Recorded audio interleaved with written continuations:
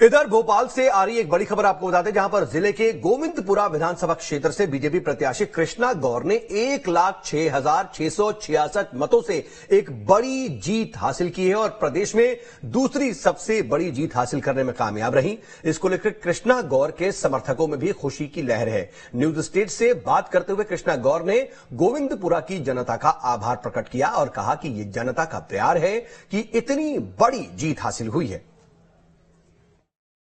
गोविंदपुरा वो सीट जहां से 43 साल से बीजेपी जीत दर्ज करती आ रही है। इसे गढ़ भी कहा जाता है बीजेपी का। नारी सशक्तिकरण की एक मुहिम लेकर मुद्दा उठाते हुए बीजेपी आगे बढ़ती हुई नजर आई। नारी शक्ति की बात करते हैं, हमारे साथ एक नारी शक्ति मौजूद है, कृष्णा गौर जी। सबसे पहले तो बहुत बहुत शुभकामनाएं आपको। बहुत धन्यवाद।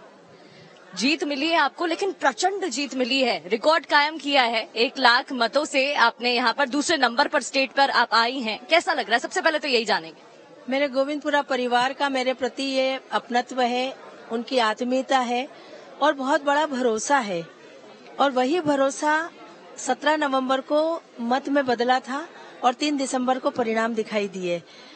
मैं सौभाग्यशाली मानती हूँ अपने आप को कि मुझे गोविंदपुरा परिवार का नेतृत्व करने का अवसर मिला है और इतनी बड़ी जीत होगी इसकी कल्पना तो शायद मैंने भी नहीं की थी। मेरी जो अंदाजा था मेरा कि मेरे 80 से 85 हजार की जीत होगी, क्योंकि 5 साल जिस प्रकार से समर्पण भाव से काम किया था उसके आधार पर हम अनुमान लगा रहे थे, लेकिन सारे अनुमानों को फेल करते हुए 1,06,668 वोटों से जिताना गोविंदपुरा की देवतुल्य जनता को कोटि कोटि प्रणाम करती हूँ।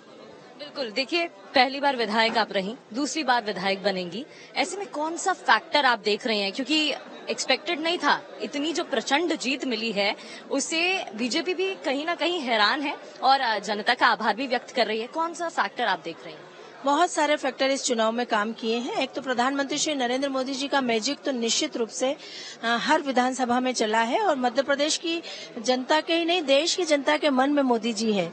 और जब मोदी जी प्रदेश में आकर ये कहते हैं कि मध्य प्रदेश मोदी के मन में, तो लोगों को लगता है कि गारंटी मोदी जी के नाम की गारंटी अगर मिलती है तो सबको सुरक्षित भविष्य लगता है।